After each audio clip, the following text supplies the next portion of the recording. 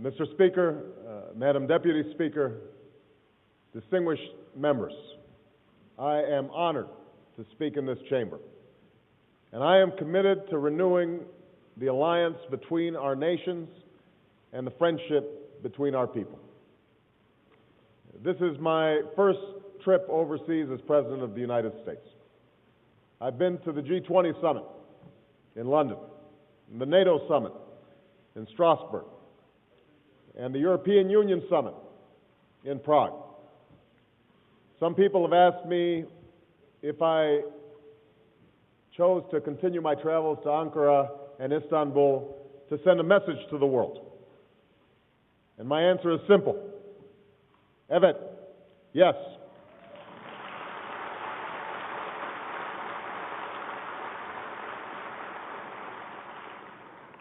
Turkey is a critical ally.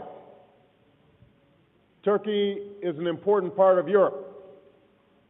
And Turkey and the United States must stand together and work together to overcome the challenges of our time. This morning, I had the great privilege of visiting the tomb of your extraordinary founder of your republic. And I was deeply impressed by this beautiful memorial to a man who did so much to shape the course of history. But it is also clear that the greatest monument to Ataturk's life is not something that can be cast in stone and marble. His greatest legacy is Turkey's strong, vibrant, secular democracy, and that is the work that this assembly carries on today.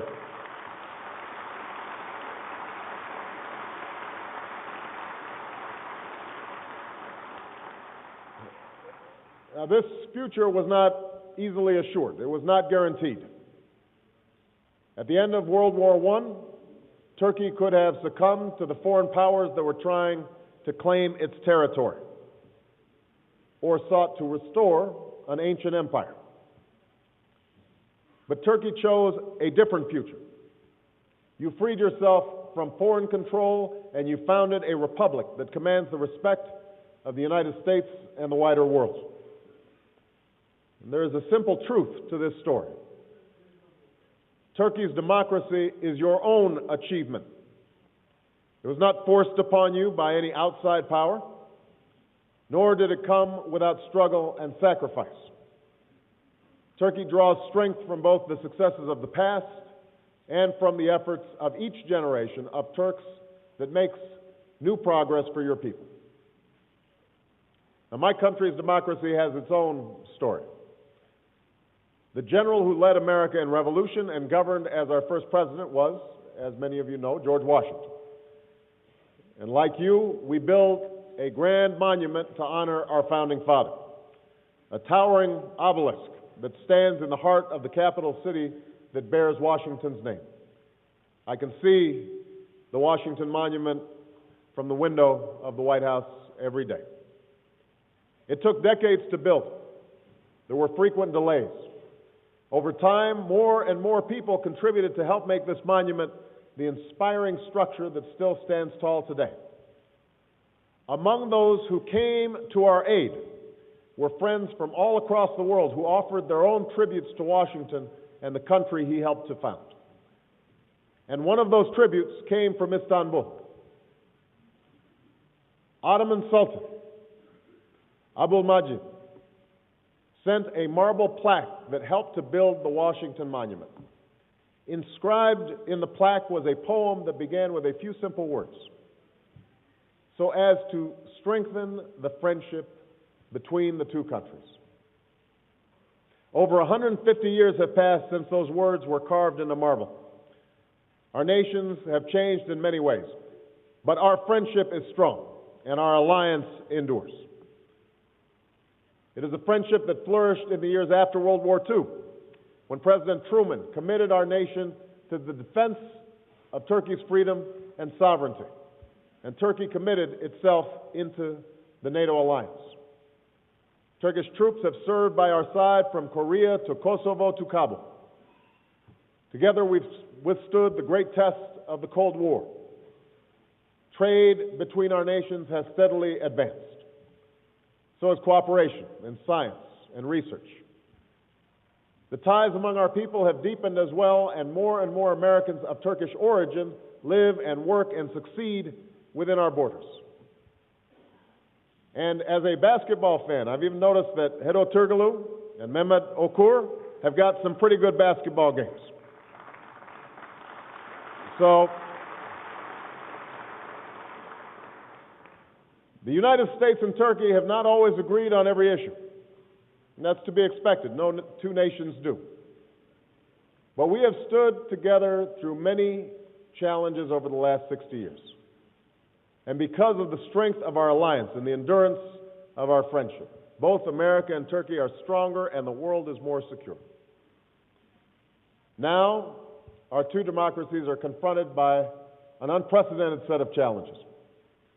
An economic crisis that recognizes no borders. Extremism that leads to the killing of innocent men and women and children. Strains on our energy supply and a changing climate. The proliferation of the world's deadliest weapons and the persistence of tragic conflict. These are the great tests of our young century.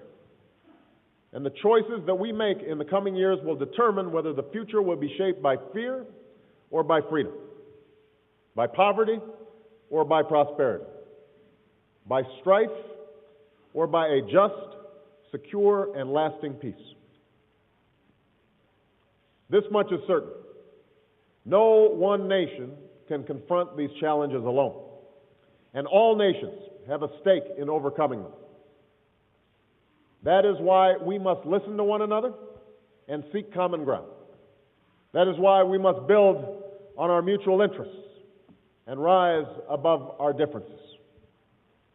We are stronger when we act together. That is the message that I've carried with me throughout this trip to Europe. That is the message that I delivered when I had the privilege of meeting with your president and with your prime minister. That will be the approach of the United States of America going forward.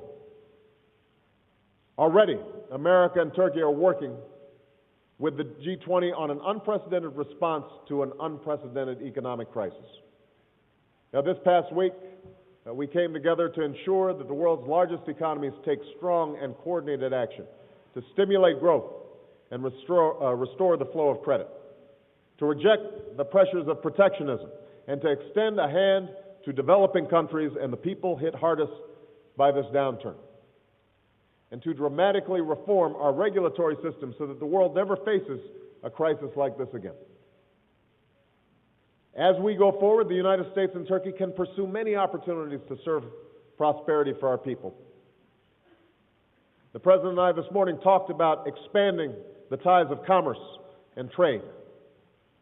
There is enormous opportunity when it comes to energy to create jobs, and we can increase new sources to not only free ourselves from dependence of other countries' energy sources, but also to combat climate change. We should build on our Clean Technology Fund to leverage efficiency and renewable energy investments in Turkey. And to power markets in Turkey and Europe, the United States will continue to support your central role as an east-west corridor for oil and natural gas. Now, this economic cooperation only reinforces the common security that Europe and the United States share with Turkey as a NATO ally, and the common values that we share as democracies. So in meeting the challenges of the 21st century, we must seek the strength of a Europe that is truly united, peaceful, and free. So let me be clear. The United States strongly supports Turkey's bid to become a member of the European Union. We speak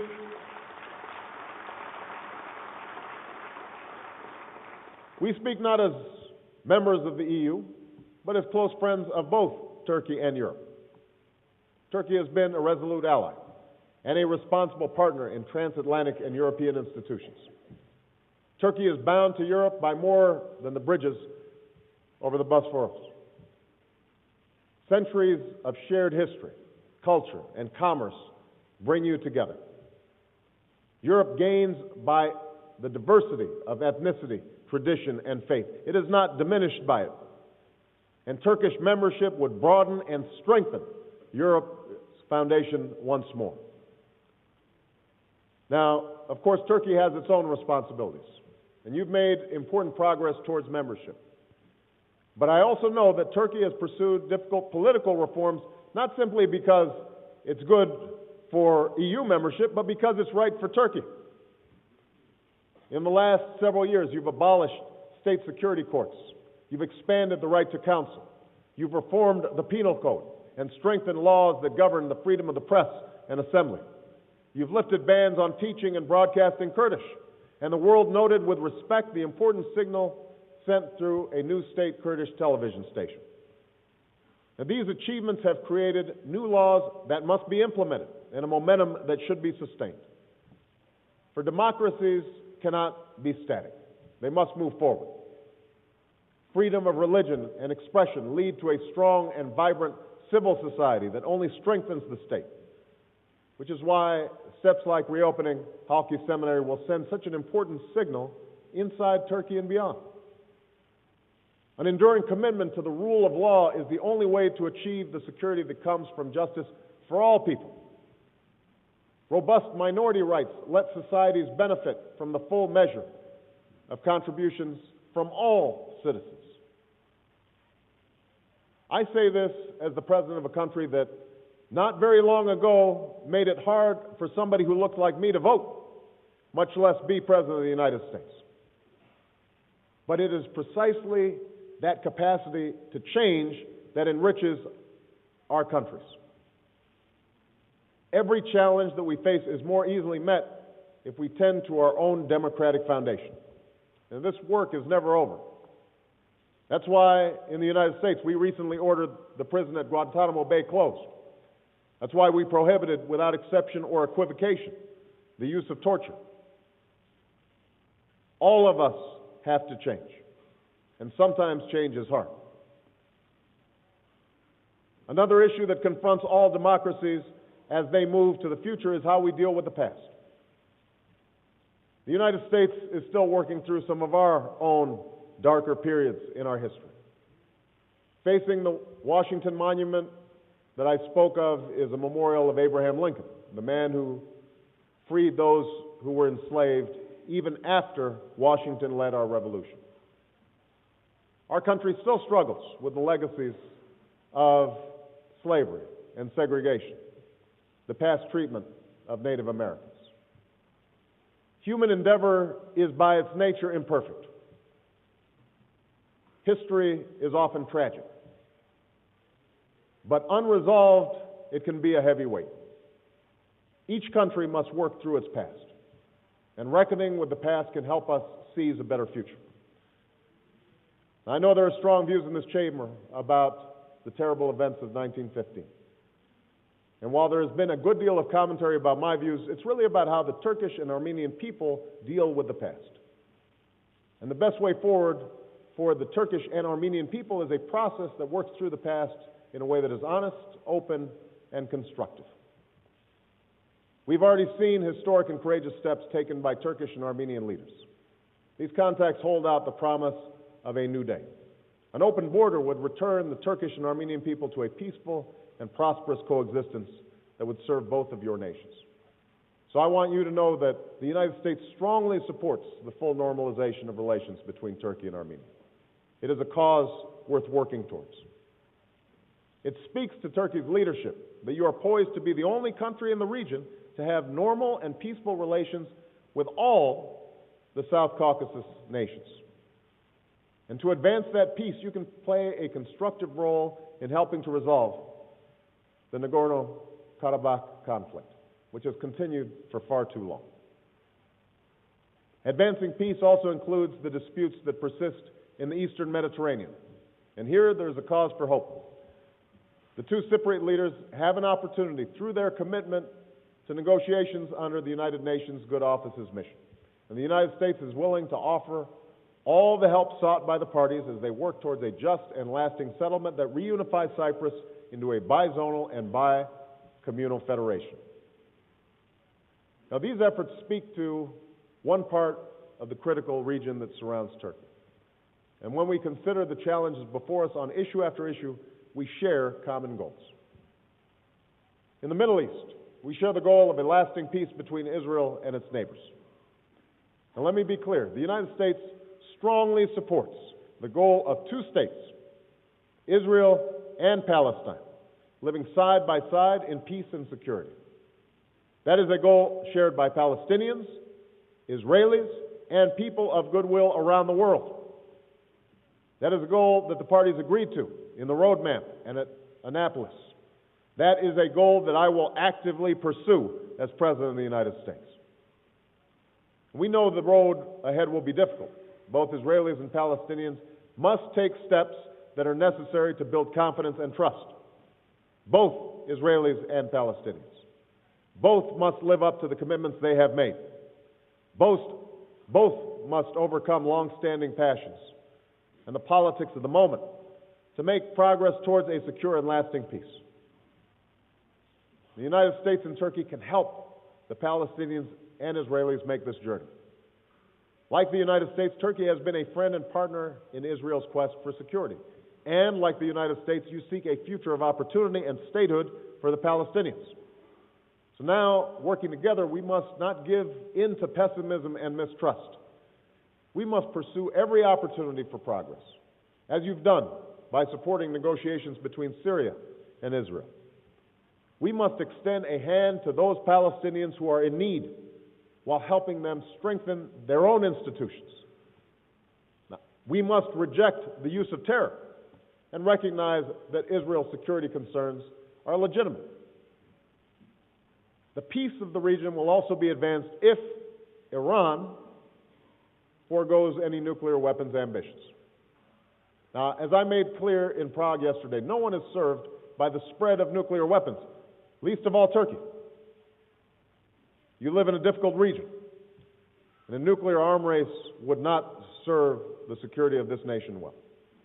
This part of the world has known enough violence. It has known enough hatred. It does not need a race for an ever more powerful tool of destruction.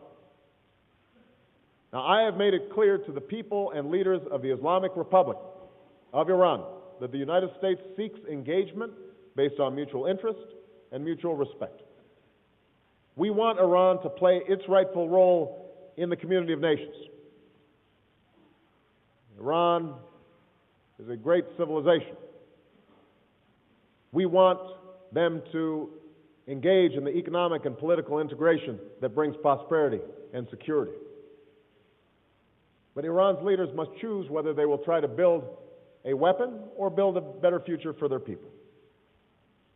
So both Turkey and the United States support a secure and united Iraq that does not serve as a safe haven for terrorists.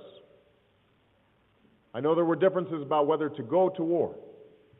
There were differences within my own country as well. But now we must come together as we end this war responsibly, because the future of Iraq is inseparable from the future of the broader region. As I've already announced, and many of you are aware, the United States will remove our combat brigades by the end of next August, while working with the Iraqi government as they take responsibility for security. And we will work with Iraq, Turkey, and all Iraq's neighbors to forge a new dialogue that reconciles differences and advances our common security. Make no mistake, though, Iraq, Turkey, and the United States face a common threat from terrorism. That includes the al-Qaeda terrorists who have sought to drive Iraqis apart and destroy their country. That includes the PKK. There is no excuse for terror against any nation.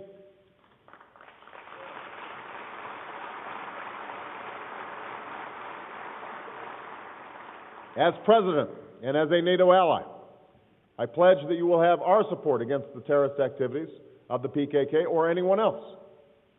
Now, these efforts will be strengthened by the continued work to build ties of cooperation between Turkey, the Iraqi government, and Iraq's Kurdish leaders, and by your continued efforts to promote education and opportunity and democracy for the Kurdish population here inside Turkey. Now, finally, we share the common goal of denying al-Qaeda a safe haven in Pakistan or Afghanistan.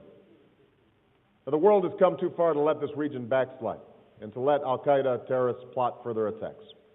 And that's why we are committed to a more focused effort to disrupt, dismantle, and defeat al-Qaeda. That is why we're increasing our efforts to train Afghans to sustain their own security and to reconcile former adversaries. That's why we are increasing our support for the people of Afghanistan and Pakistan, so that we stand on the side not only of security, but also of opportunity and the promise of a better life. Turkey has been a true partner. Your troops were among the first in the International Security Assistance Force. You have sacrificed much in this endeavor.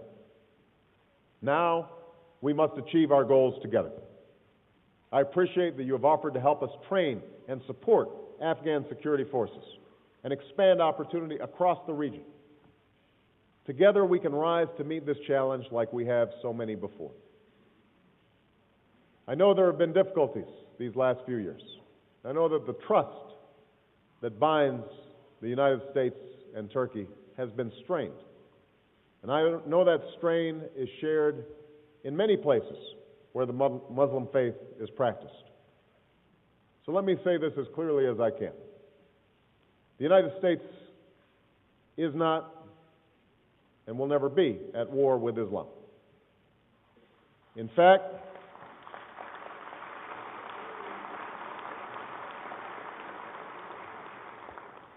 our partnership with the Muslim world is critical, not just in rolling back the violent ideologies that people of all faiths reject, but also to strengthen opportunity for all people.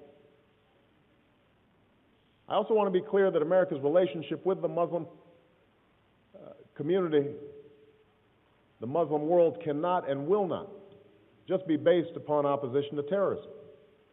We seek broader engagement based on mutual interest and mutual respect. We will listen carefully, we will bridge misunderstandings, and we will seek common ground. We will be respectful even when we do not agree. We will convey our deep appreciation for the Islamic faith, which has done so much over the centuries to shape the world, including in my own country. The United States has been enriched by Muslim Americans. Many other Americans have Muslims in their families or have lived in a Muslim-majority country. I know because I am one of them.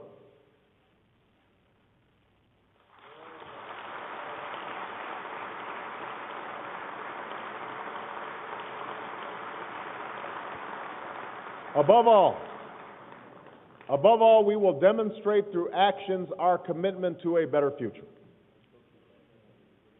I want to help more children get the education that they need to succeed. We want to promote health care in places where people are vulnerable. We want to expand the trade and investment that can bring prosperity for all people. In the months ahead, I will present specific programs to advance these goals. Our focus will be on what we can do in partnership with people across the Muslim world to advance our common hopes and our common dreams. And when people look back on this time, let it be said of America that we extended the hand of friendship to all people.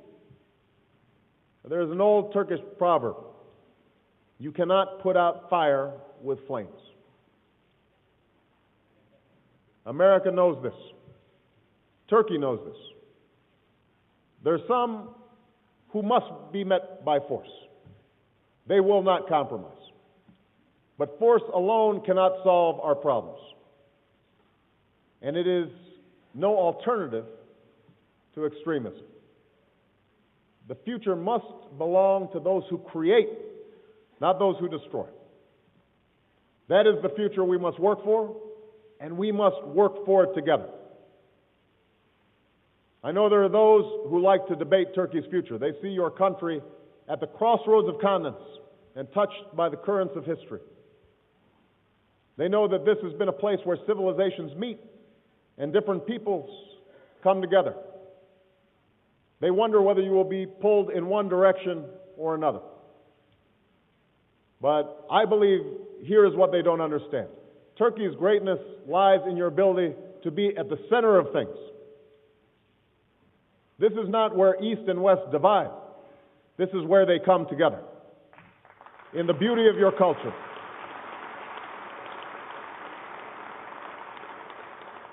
In the beauty of your culture, in the richness of your history, in the strength of your democracy, in your hopes for tomorrow.